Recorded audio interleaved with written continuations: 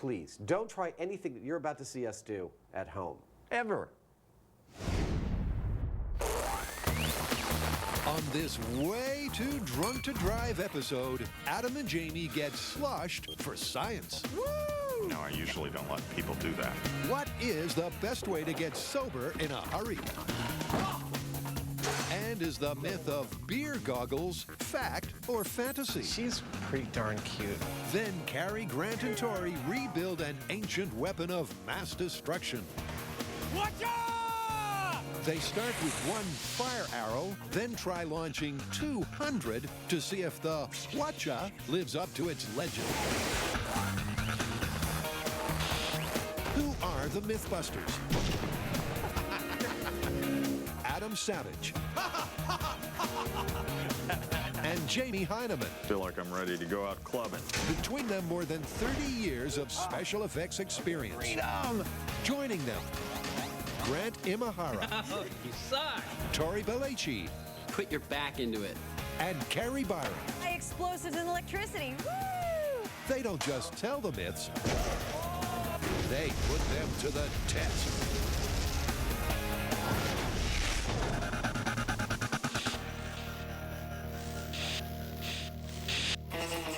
Let's wet our whistles with the myth of beer goggles.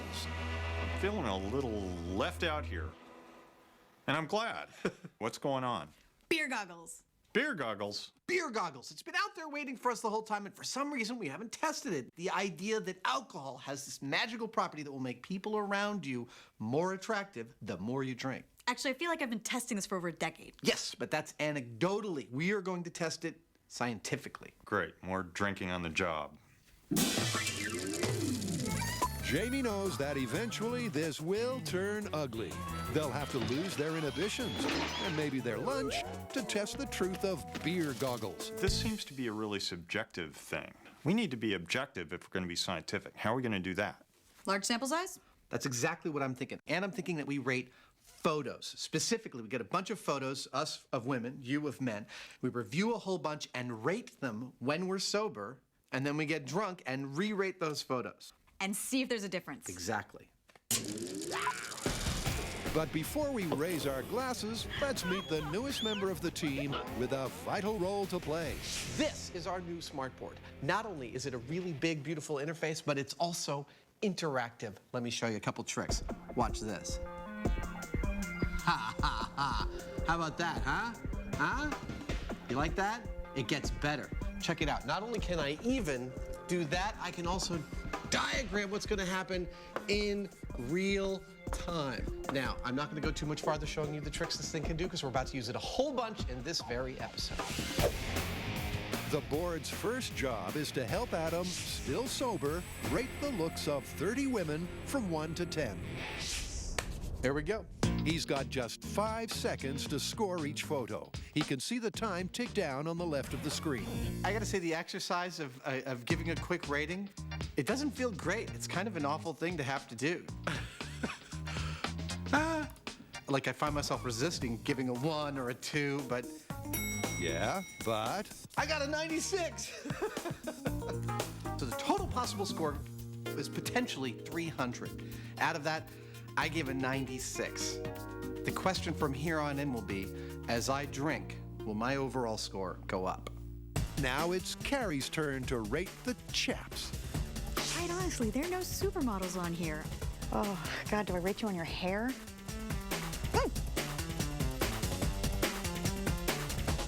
Carrie's either much more generous or less discriminating than Adam. Okay, total score, 154. But she does know what pushes her buttons. I noticed I was rating higher on men that looked confident. If they looked sort of squirrely and really apprehensive about the whole thing, I definitely gave them a lower score. Now for a man who's anything but squirrely. Your turn. Okay. I'm about to look at a bunch of pictures of women, apparently, and try to objectify them. Jamie's got a point. Snap decisions based on looks alone are shallow and shameful. But hey, it's all in the name of social science. It's set up so that it's sort of a gut reaction. I don't know how consistent it's going to be, but that's where the averaging becomes important. because you've got some kind of a number that should show a trend. And Jamie's trendy number? Higher than Adam's, but lower than Carrie's. So I got a 116. Whatever that means. Well, it means nothing till they've done this twice more. First, slightly inebriated, and then stumbling, dribbling drunk. Hello, Ginger. Hi, Adam. How you doing? Good. How about 3 beers? The aim here is to get buzzed. For the boys, that means 2 or 3 quick brewskis. For Carrie, maybe 1 less. What's red and smells like blue paint? What? Red paint. She got Jamie giggling. Ginger keeps the suds coming. And they're ready to test if they're officially buzzed. Let's do a breathalyzer. Let's get some science going. That sounds like fun. 0.06. Over to Carrie, who proves she's too drunk to drive. 0.08. She's at the legal limit. Then Jamie blows the same number as Adam. 0.06. But will their slightly pickled perceptions affect the way they judge the opposite sex? How am I going to do when I'm buzzed? I don't think it'll be a whole lot different than sober. Adam's not so sure, and he's the first to try it. I'm at a 0.06. You guys, don't cheat. Don't look over here. You got it? No problem. Okay. Adam buzzed. Here we go. This time around, they've got 30 new faces, judged by others to be exactly as attractive as the first batch. I can already feel my ratings being higher. I found it much easier to rate them buzzed than sober. I started to feel bad for the 1s and 2s, while sober, buzzed, didn't care at all. 1, 1, 2, you're out. Harsh words, but his tally supports the myth. He is finding these faces more attractive. My buzzed score overall is 121. That's 25 more than his sober test. So on average, each girl rates almost a full point extra. Now for Carrie, who was far kinder than the boys first time round. I think I get a little giddy after a few drinks, so I think I might be pretty generous after I've had a beer or 2. Or 3. Carrie also has 30 new faces to rate. Again, all average Joes. That is some fabulous hair. But the beer goggle effect seems to be working in reverse. Is this an uglier group of people? I wouldn't give most of those guys change if I passed them on the street. Just 2 hours ago, sober, Carrie rated a similar group at 154. Now that she's loosened up, My buzz score was 89. I might be a mean drunk. I'm not sure if I was charity rating before because I felt kind of bad for some of the uglier people, but there was absolutely no talent in this group. None. so Jamie steps up to rate the new babes. And remember, he predicted no change whatsoever. Here we go. Jamie buzzed. My perceptions of what made them attractive or not attractive are pretty much the same as they were the last time, as far as I know. I mean, nice complexion, regular features, signs of health, things like that. But after 3 beers, Jamie's brain is lightly sautéed. It all comes down to one number. Okay, I'm done. My buzzed score was 105. His sober score was 116, but we're yet to test anyone cross-eyed drunk. And when we do, the figures, I promise, will surprise you. I feel like I've met her. After the break, Tori, Grant, and Carrie revive the legend of the awesome Korean arrow launcher called the Hwacha. Come on, baby. Come on, watch out.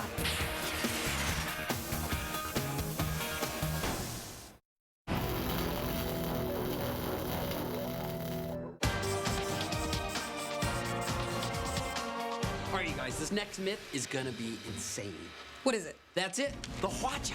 It's an ancient Korean weapon. If there's a picture of it, that means it's not a myth, it exists. Well, we know it exists. What we're gonna test is the legend of the hwacha, whether or not it could do what they said it could do. Apparently, they could fire 200 arrows all at once, going 500 yards, and all of the arrows explode on impact. Okay, well, to begin with, any weapon in that era wouldn't have had the benefit of modern explosives or propellants. It was likely based entirely on black powder. So first we need to find out if black powder can actually propel one of those arrows 500 yards. Right, and then we need to see if we can get these rockets to explode on impact. And finally, we need to see if we can launch 200 arrows simultaneously without them all crashing into each other or exploding on the stand. It's a massive myth to unravel with 3 key parts. 1, can a fire arrow actually travel 500 yards? 2, can it be rigged to explode on impact? And 3, can you really set off 200 at once? So let's start up at the pointy end. Well, what I'm going to do right now is I'm going to build one of these arrows from the materials that the ancient Koreans would have used. I have some bamboo, I have some feathers for my fletching, and finally, a piece of steel to make my arrowheads out of. Tori proves himself a first-class fletcher and a pretty fair blacksmith. All right, so my arrow's done. Now it's time to see how it flies. Pretty dang good. That's 1 down, 199 to go. Tori leaves the hard work to Karen as he and Grant skip town to visit Zambelli Fireworks in Pennsylvania. We're lost, aren't we? The rationale behind the road trip is that the fire arrows work just like skyrockets. If we happen to have some fun while we're here, that's purely coincidental. Just like fireworks, the Hwacha rockets were charged with black powder. Ours have to travel 500 yards strapped to a 4.5-foot arrow. Grant and Tori are determined to roll their own, and Bill is here to help them. Well, let's see, what's one of these weigh? Oh, about 4 ounces. Every 12 ounces the shell weighs, we add 1 ounce of lift to lift it up in the air. You know, if you guys want to go 500 yards, that's a long ways, so we'll see how a 2-ounce rocket works. Using 6-inch cardboard tubes, Bill shows how to pack a charge without blowing up the bunker. And so you do a little bit at a time, and you Put the rod compress that. down in, and you just give it a couple hits. Feels wrong. Go ahead. Don't hit it too hard, man. Just I'd hate tap. to see you blow your hand off. Feel good? Hey. Grant and Tori make several versions, some with more black powder and some with less. All right, so we need to see if these arrows can fly 500 yards, so we should walk it out. They're here to test part 1 of the myth, that a rocket arrow really could make the distance. But 500 yards is a long, long way. This is how all horror movies start. Didn't that guy say stick to the path? This is gonna be perfect. We're right at the tree line. The crop ends smack bang on the 500-yard mark. They tape the target halfway up a tree so they can see it from the launch site. At this point, I think we're just going for distance rather than aim. But if I were to take a guess to see whether the arrow would hit him, I'd have to say we probably wouldn't. But then again, the Hwacha had 200 arrows. What angle do you want? Back at the business end, they set the mortar to 45 degrees. Back up. And start with the smallest rocket. If this baby bear rocket reaches the trees, they can pack up and go home.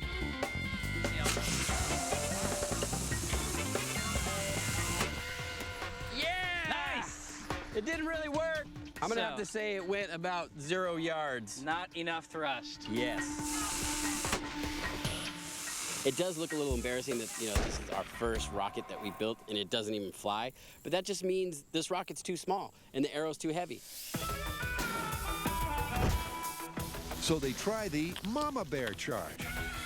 Back up. But it's still more blows than goes. Cool. There's a lot of reasons why these rockets might not be working. Maybe we didn't pack the black powder tight enough, the nozzle might be the wrong size, or the arrows are just too heavy and this rocket can't give it lift. But we're not gonna give up. So Grant tries a rocket with more powder and a smaller nozzle. Quick, they're charging!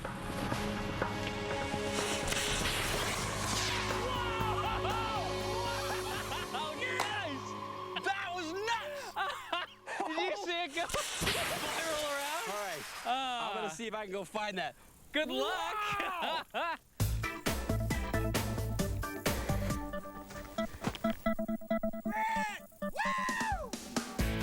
That went more than halfway. Yeah, 290 yards. As beautiful as that was, it's still not good enough for this myth. I mean, the arrow only made it to 290 yards. We're not stopping until we reach 500. For that, they'll need to double the charge by strapping on 2 black powder engines. But will the arrow bear the weight? Grant adjusts the angle to 50 degrees. That is right on the money. This field test is all about going the distance. Landing short would make this myth a misfire. Come on, baby. Come on, watch out. Come on, come on. Whoa. Keep going. Oh! Did that look like it exploded above the trees? Yes! I think it exploded over the trees, man. That's 500 yards, buddy. That went the distance. The target's untouched, but they've got what they came for. They reached it. This part of the myth is confirmed. God, this is gonna be a nightmare trying to get all 200 arrows to fire off at the same time. And we still got to make the cart and find out if that explosive charge is mortally wounding. We got a lot of work. We better get back to the shop. All right. Next up, it's close to closing time for the myth of beer goggles. She's pretty darn cute. But for Adam and Jamie, the party's only just begun. Shut up, leave me alone.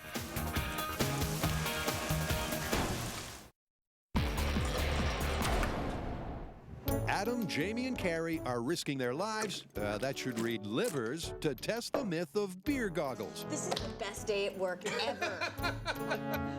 They've all done the test sober and then buzzed with varied results. Time to raise the stakes I think it's time for a scotch. and maybe lower their standards. What are you gonna have? Whatever's in that brown bottle. Hard to beat a drink of something brown.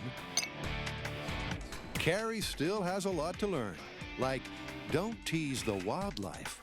Can I style you? Hold on. No, I usually don't let people do that. I don't know about you, Jamie, but I'm ready to take this test, and I know that Carrie is. Adam blows .11 That's good enough.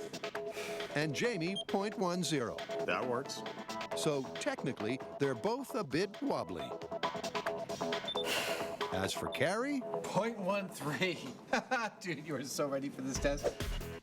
in fact, they're all well primed for part 3 of the Beer Goggles Challenge.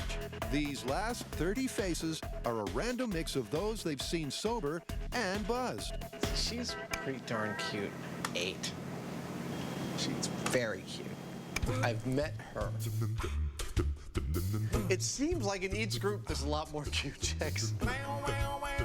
When he's done, Adam's score reflects his growing enthusiasm. 134? Wow. But the wild card here is Carrie. She was far harsher buzzed, so this could be anything. Carrie, drunk. Carrie, correct. Her 30 guys look set for another beating, assuming she can still see straight. You look homeless, but kind of cute. It's all right.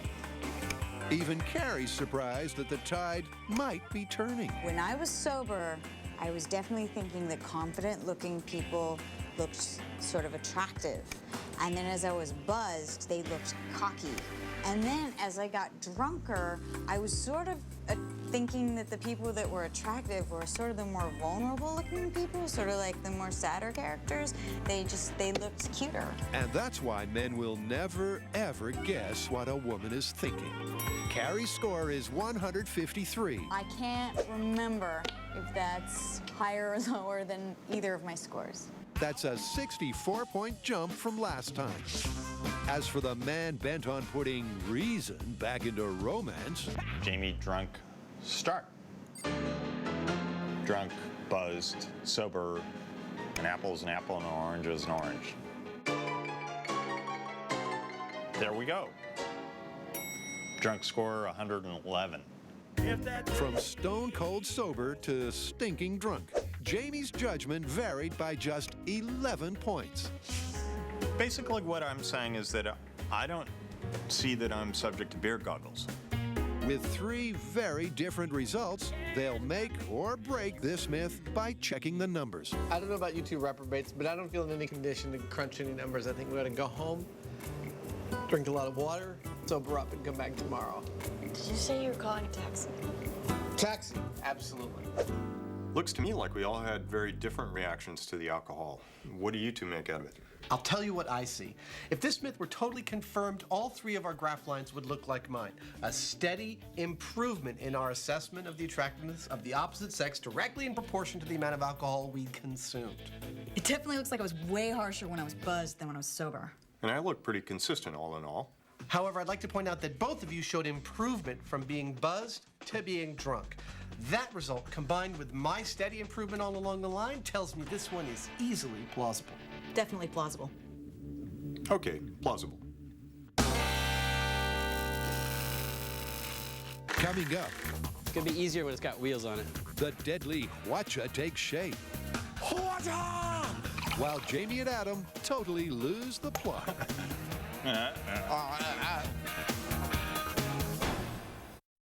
Please, don't try anything you're about to see us do at home. Ever. Just Adam and Jamie have already drunk themselves sideways for science, but there's no time to sleep it off. In fact, that's exactly the point of our next myth. Well, I've been thinking it along the lines of drinking myths.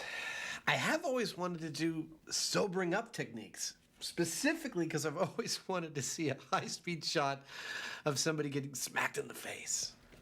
well, as long as that somebody is you, I'm okay with it.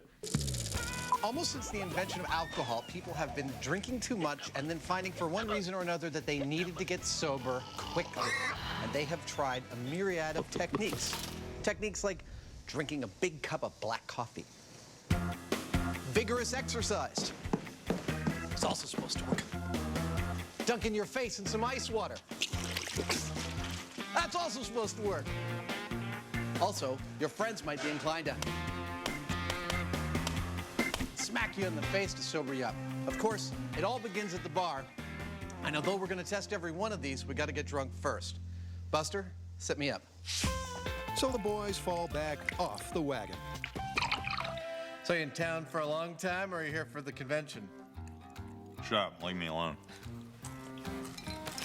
There's those people skills, hard at work. And that's just the first shot of 5. Realizing that things might turn ugly, the producers got Adam to pre-record the plan. Because this whole story hinges on whether or not we are more or less sober, the researchers have found us the perfect test to determine that. This is a hand-eye coordination test that's very similar to one developed for astronauts. It simply involves staying at arm's length from a screen with weights on your arm and tracing this gray line. We are scored on both accuracy, how many times our line leaves the gray line, and for how long, and speed, how long it takes to make the whole journey. We've got a number of these. They're all different, but they're all the same length and involve the same number of turns. Jamie and I will each take one of these tests before trying the sobering up technique, and take another one after trying the sobering up technique. And we will each act as each other's controls, swapping out between techniques. Zdrowie. Zdrowie.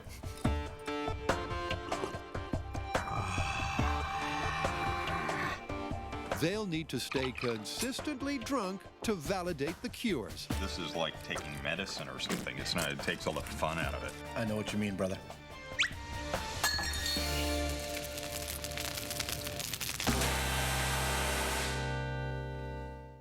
Tori and Grant have checked off the first part of the Hwacha myth. A bamboo arrow with a gunpowder engine can fly 500 yards. Part 2 of the test is to see if the arrows were double deadly. A warhead filled with more gunpowder was meant to explode on impact. But will it do more than just singe the skin? Only one way to find out. Tori prepares a leg of pork. You filthy little pig. Grant inserts the fuse, and hopefully, we're making bacon. This is tissue damage test on pork.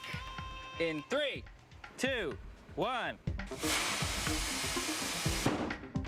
Oh, wow, that's good.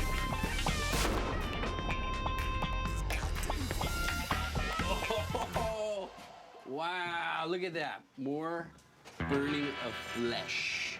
All right, but as far as making it a mortal wound that explodes inside you?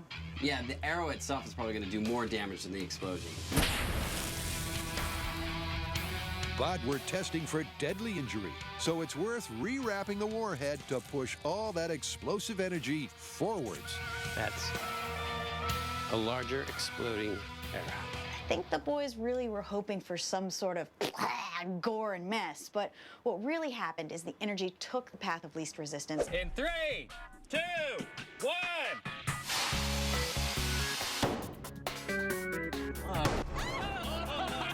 Whoa! Ow! Look at how much damage that did. That's a little more what you were looking for. And exactly what they were hoping for.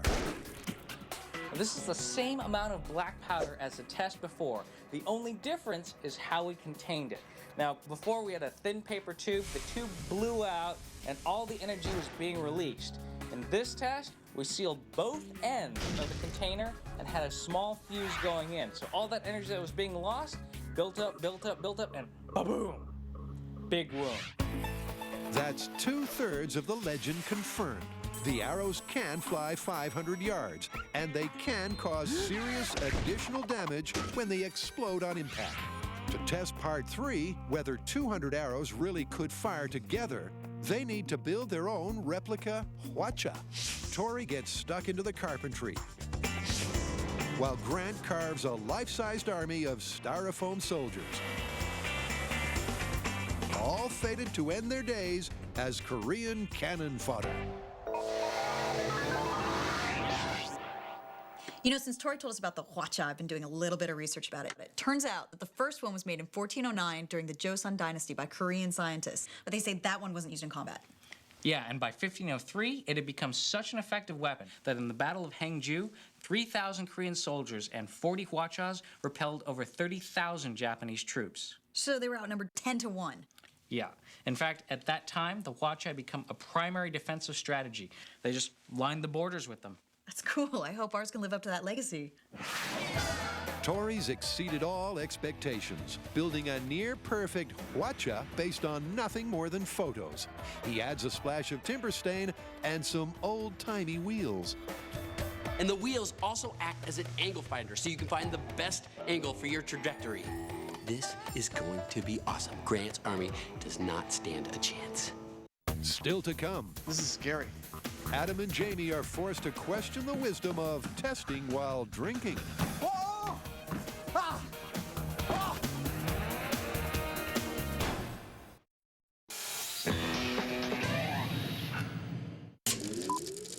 Adam and Jamie are all set to test 4 mythical ways to sober up fast. Uh-oh. So far, all they've done is drink themselves stupid. Well, stupider. While Adam stays pleasantly pickled, Jamie tries the first detoxifier. The idea is black coffee. What are you doing? I'm the control. See, I don't think you're very much under control. I'm not under control. I am the control. You drink that whole cup of coffee, we wait 5 minutes, and then we test you cognitively and breathalyzerly again to see if there's any stark improvement. And then I do the same 2 tests to see if there's a difference in the improvement. Whenever you're ready.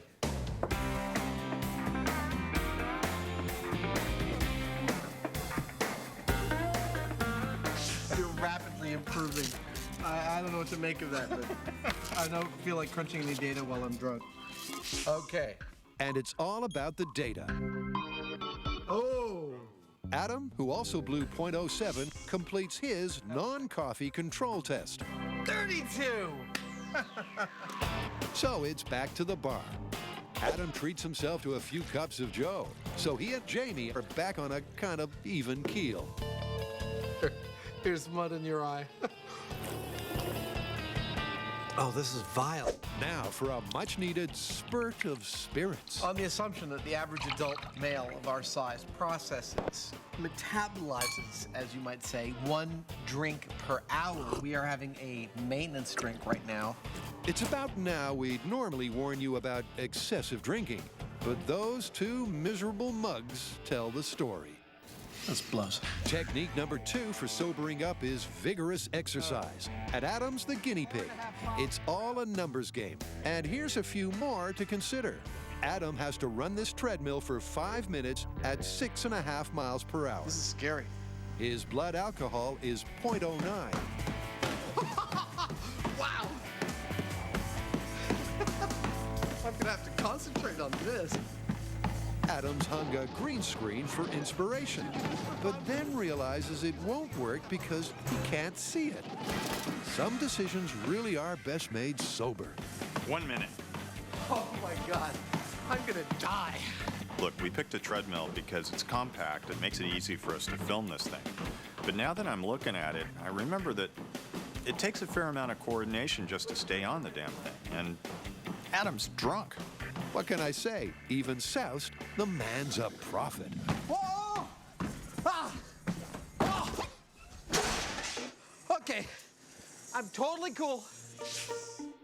Now, here's 2 advantages to being drunk as a skunk. 1, he won't feel the pain till tomorrow. And 2, Adam's judgment is so impaired, he gets back on the darn thing. I didn't break any bones. 10 seconds.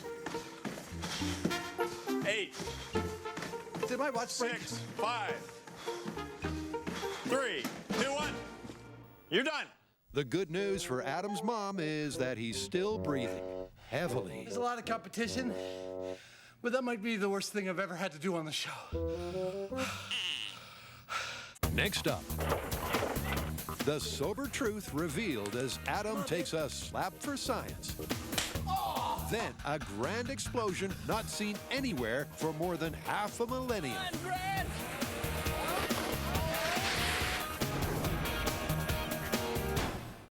You know, we get our myths from a whole host of places: movies, television, history books, and increasingly the internet. In fact, there are so many internet viral videos out there that we're soon to do a new viral hour. But now, in partnership with YouTube, we want your help. Log on to discovery.com/mythbusters and post the videos that you'd like us to bust. It may be cell phones and popcorn, it may be fainting goats, whatever. In fact, include a little video of yourself asking us to bust this video. We may use that too. So whether it's a huge viral video or something your buddy faked for his own YouTube channel, send it on in. We might just use it.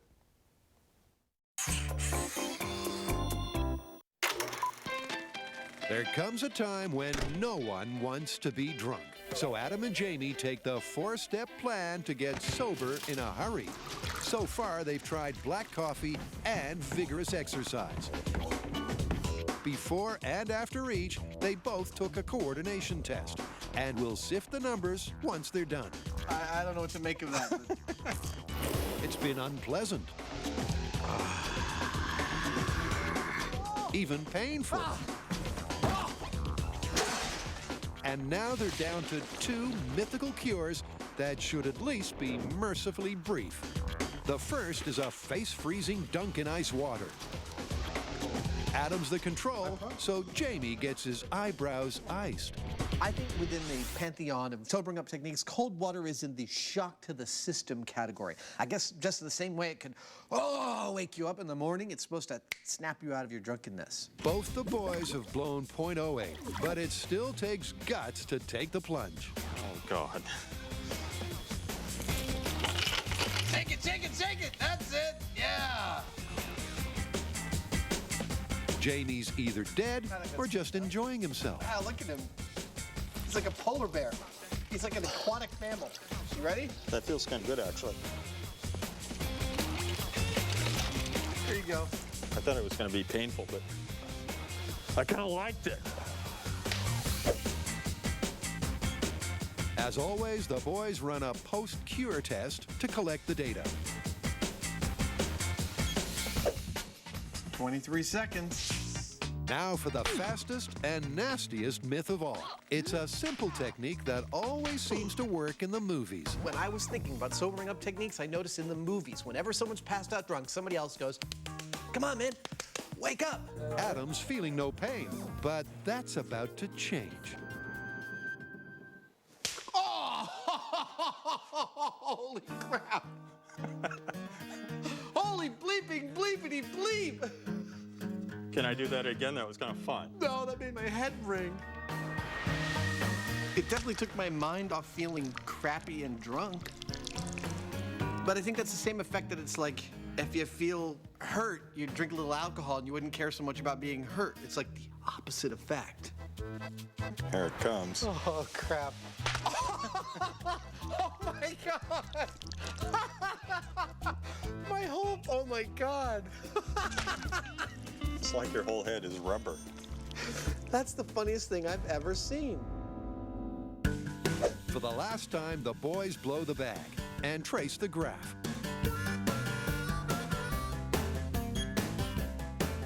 "21 seconds. They're far too drunk to know what worked and what didn't, but the stats they've gathered will tell the story. Sobering up techniques. This looks pretty slick. Is it going to help us wrap it up? In fact, it will. Let me walk you through it. This is you pre-coffee. Then you drank 3 cups of coffee and your score improved. However, I was the control and my score improved pretty much at the exact same rate. So I'd say coffee is busted. Now here is me pre-exercise. Here is me post-exercise. That's a pretty radical improvement. But I stayed about the same, so that means it's plausible, right? I totally agree. Plausible it is. Now, you were the one that dunked your head in a bucket of ice water. Here's you before, here is you after. Little lack of improvement. Mine was about the same. I say ice water. It's totally busted. What about the slap? My favorite. Okay. Here's me pre-slap. Here's me post-slap. I think that's a pretty undeniable radical improvement. You helped me out a lot. I'd say this one's plausible. I'll have to remember that. The best part is, all of these results are totally backed up by the breathalyzer data we got as well. I guess that does wrap it up. Totally. No more drinking for us.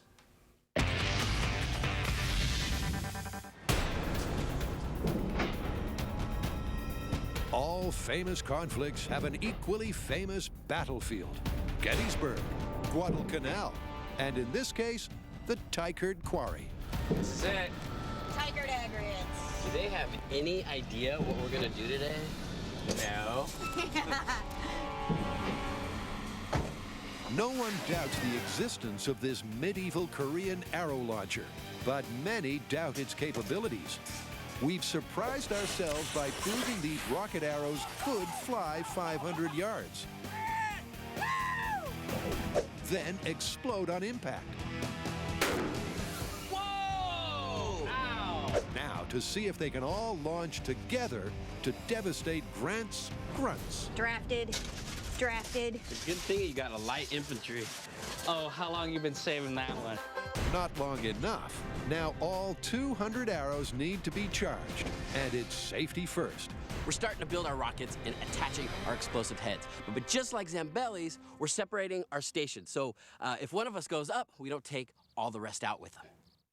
Now, Tori and I will be adding the black powder and sealing up the warheads, and we'll pass these off to Carrie, who will be putting the rockets in their final tubes and attaching them to the arrows. I've been making fireworks since I was a little kid, 30 years. I never had a problem. When the arrows are finished, the star of the show is coaxed from the trailer. There you go. It's free. Let's roll it into position. Tori sights the machine on level ground, and he's covered all the angles. All right. And this is a 50-degree trajectory. All right, well, armor's gonna be right over there. All right, let's measure out 500 yards and set up your army. Grant's army is just 50 strong, staked out in a loose skirmish formation. When it comes to recruiting phone people, they're not that bright. So it's easy to convince them to stand out there in the field. You ready to load the huacha? I'm getting excited. I must say I'm getting a little enthused myself. All 200 tubes are loaded, Something's gonna happen. and they know they'll only get one shot at this. Okay, so all the individual arrows are now fused, and the idea is that we group them together and just keep grouping them together until in the end we have one final fuse that we light and then run away. This is actually the coolest ancient weapon we've ever made. But will the Hwacha live up to its reputation? Carrie's prepared to stake hers. I think it's going to take down the Army. I'm guessing at least 50% go down. And that's got the infantry trembling in its boots. Grant sallies forth to light the master fuse. Quick, your army is attacking! Run, Grant! Then toddles back to safety. It's going. We got a little bit of time here. They know something's bound to happen, but will these arrows all take off together? Another 30 seconds. You can see multiple fuses going. Or will the Hwacha just blow itself to pieces? Oh, look at all the smoke. The tension builds as the fuse burns down. No one knows just when or even if the last part of this myth will catch fire. Something's happening! Something's happening! They'll light each other.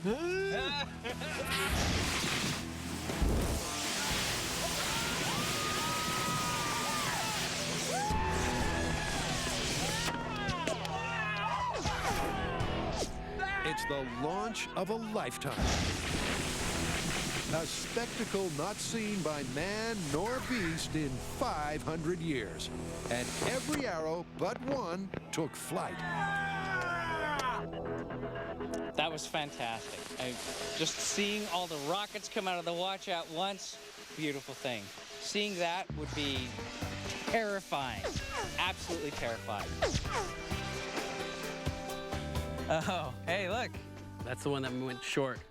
It's an awesome enough sight side on. Half a dozen arrows drop short, and the Army's still upright. But this myth is far from busted. Well, the Army's still standing. Yeah, and you know what? There's not a lot of arrows in this area. Where'd they go? I don't know. They're around here somewhere. Oh, they've all grouped right over here. Oh, wow, that's a great grouping, actually. That's incredible. Like, they were pretty consistent. Oh, they're definitely Army over here. We only had 50 soldiers. Imagine if we had like 3,000, 30,000, 300,000. Carrie's right. The troops wouldn't be so few or so scattered. So this rocket attack would be devastating. All right, so, Hwacha, confirmed? Confirmed. They all left and they exploded. Absolutely confirmed. All right. That was a good one, man.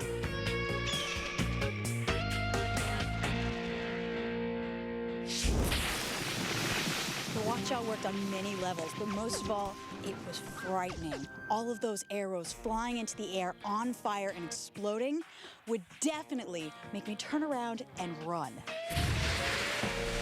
That was a success. I mean, we got all the arrows to fire off except for one, and they all went the distance, and they all exploded. Okay, maybe we didn't take out the Army. That's just because our aim was off. But if we had been aimed right, we would have killed this Army. We knew it existed, but no one knew for sure what the Hwacha was capable of. And now we do.